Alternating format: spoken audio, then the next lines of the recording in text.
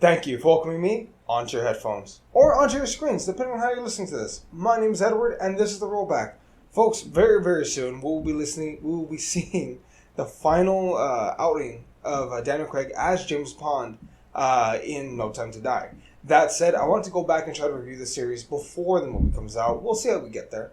But that said, I want to talk about this. Now, quick intro. Back in 2002, Pierce Brosnan took his final bow as James Bond. Not with a bang, but with a whimper. Die Another Day is the stuff of Double of Nightmares. It's just not a good movie. Ian Fleming would be embarrassed to have his prized possession, his best character, involved in that kind of movie. That said, it did fine financially, but it was so bad that the studio put James Bond on ice for 4 years while they figured out what to do with the character next. There were intentions, obviously, for a sequel and even a spin-off starring Halle Berry's character. Again, obviously, none of that came about. So after 4 years, 007 made his triumphant return. The man with the shaken martini, not stirred, was now fresh-faced and inexperienced. We had a soft reboot, if you will.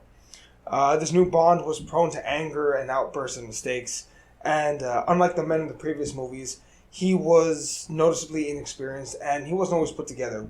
We had the privilege of actually watching him on his first mission as a 00 agent. But to become a 00... Now, to start, Daniel Craig is fantastic as James Bond. He's dapper, he's classy, but he's manly, he's complicated, which is the best thing you can say. I think most versions of James Bond, some people can agree, are a little too... Shit, how do I say it? Not sounding mean. One note? Like, they're just... What's his character? Secret agent, ladies' man. Done. This guy, he's a lot more complicated.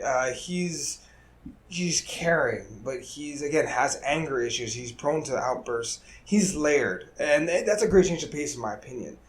To me, that's what makes him probably the best James Bond, in my opinion. But nonetheless, I think he is the best James Bond. Just left, we have Vesper, played by Eva Green. Well, and she's not like other Bond girls. She's second is more complicated. Again, she doesn't just sleep with James because, he's attractive, let's go. Like, no, it's not one of those issues. She's actually very charming, and she's able to actually go toe-to-toe with James Bond on verbal sparring sessions. It's great, honestly, and I like her. She's a nice change of pace. Complicated, and also she's the woman that melts his heart. You're not going to let me in there. You've got your armor back on. I have no as you watch the movie, you understand that their relationship is nonetheless, great character, and she is mentioned throughout the rest of the series.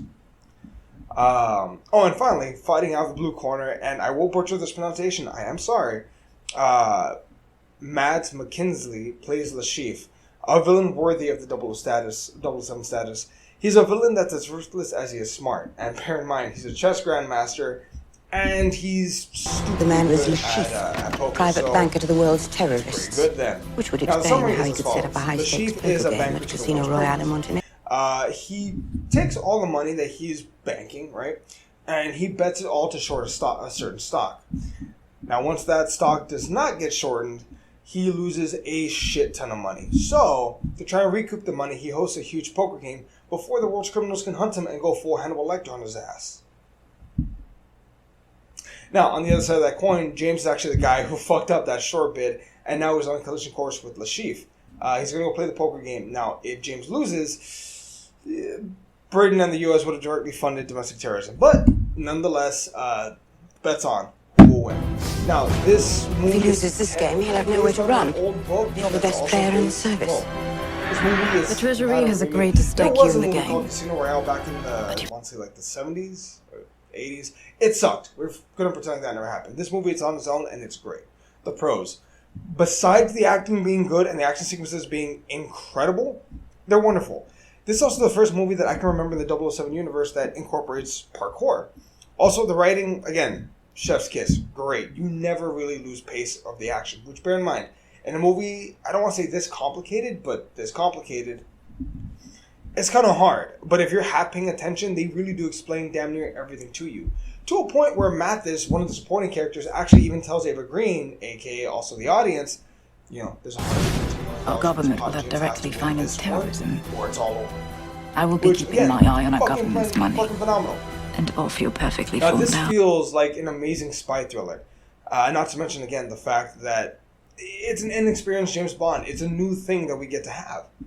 It's great, and I would honestly recommend it. Now, as far as the cons are concerned, I get that Daniel Craig isn't for everybody. Not everyone likes him, and fair goddamn enough. I do, but I understand your qualms.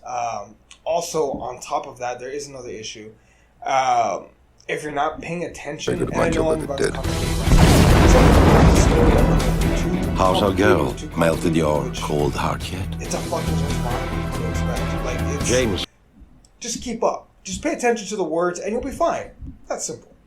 But I can't really think of any other cons besides that. Like, it's a really good spy movie. Genuinely, the movie that made a lot of people 00 fans in the first place. For me, for my generation, Daniel Craig is our Bond, and whoever has to follow up next, good luck. Finally, my grade, it's going to be an A. Again, this is the movie that really made Daniel Craig a star, in my opinion.